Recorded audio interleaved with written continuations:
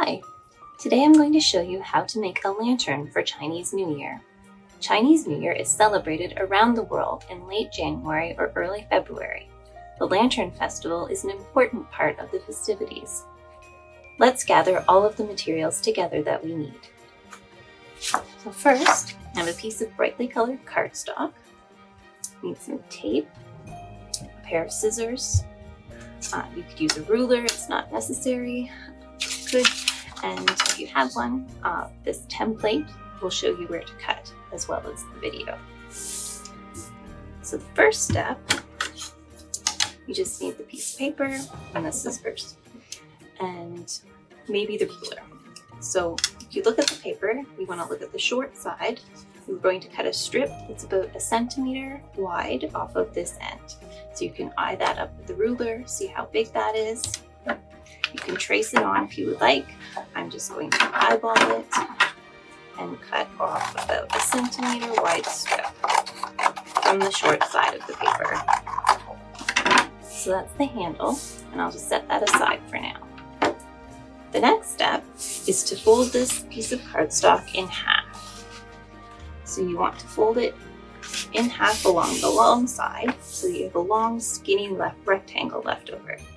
And you'll notice that one end is open and one end is closed. And that's really important because you're going to make some cuts in from the closed side towards the open side. But we're not going to go all the way to the end. We're going to leave about 1 centimeter from the end, or that's about as wide as one of my fingers. So I'll demonstrate the first cut, cutting in from the folded side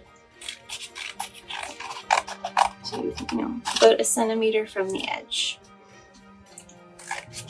And I'm just going to keep doing that all the way to the end, spacing out my cuts about the same distance. The more cuts you make, the daintier your lantern will be, but it's really up to you.